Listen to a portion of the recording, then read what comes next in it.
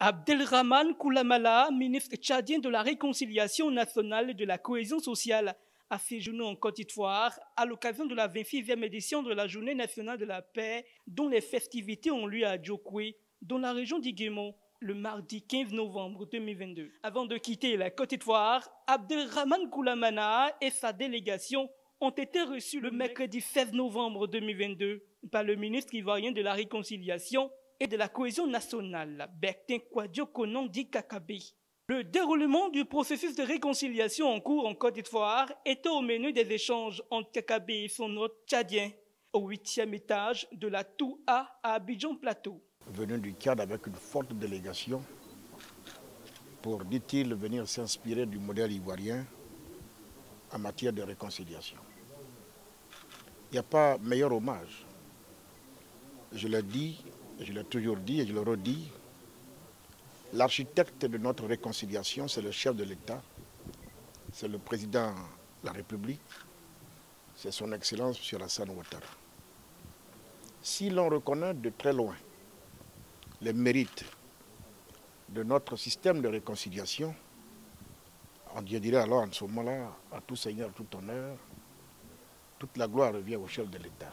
Abdelrahman Koulamala s'est félicité de l'accueil chaleureux qui lui a été réservé, ainsi qu'aux membres de sa délégation. Il s'est dit surpris par la simplicité et l'humilité du Premier ministre Patrick Achi et des membres du gouvernement, avec qui il s'est rendu à Djokwe pour la Journée nationale de la paix. Mais il a surtout présenté le président de la République de Côte d'Ivoire comme son mentor. Cela m'a rapproché de votre président, qui est un homme qui est un peu mon mentor. Comment, avec les événements que vous avez connus, avec les déchirures que vous avez connues, vous avez eu cette faculté, cette capacité de résilience. Je suis arrivé ici en Côte d'Ivoire en 1993. J'étais jeune ministre des Travaux publics et des Transports. Je reviens 29 ans après, je n'ai pas reconnu la Côte d'Ivoire. Je n'ai pas reconnu Abidjan. C'est pour moi la plus grande victoire de votre gouvernement, de vos dirigeants et surtout du président Ouattara. Je tenais à vous l'exprimer et je me sens moi-même un Ivoirien parce que l'accueil que vous m'avez réservé, je ne me suis jamais senti étranger. Selon Kakabe, deux rendez-vous majeurs qui doivent confirmer ou non les résultats flatteurs du processus de réconciliation en cours attendent la Côte d'Ivoire. Il s'agit des élections locales avec les municipales, les régionales d'octobre 2023 et de la présidentielle d'octobre 2025.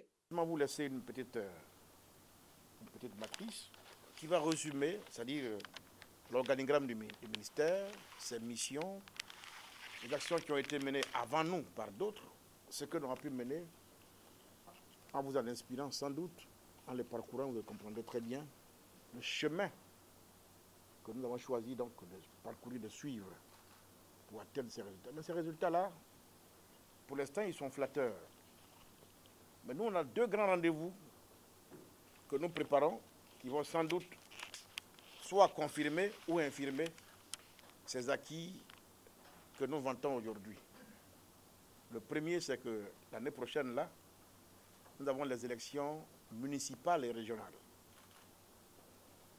Si nous passons ce cap, sans violence, sans contestation de résultats, alors comme dit les chrétiens, on va dire Alléluia. On va se frotter les mains pour ensuite préparer le vrai grand rendez-vous de 2025. Là encore, si on passe ce cap sans violence, alors je pourrais vous dire, oui, peace is back.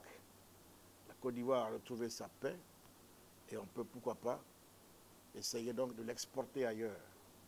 Une matrice qui retrace toutes les actions menées par les différents ministres ivoiriens de la réconciliation qui se sont succédés en Côte d'Ivoire a été remise par Bertin Kwadjo Konan au ministre tchadien de la Réconciliation nationale et la cohésion sociale afin qu'il puisse s'en inspirer et reproduire le modèle ivoirien dans son pays.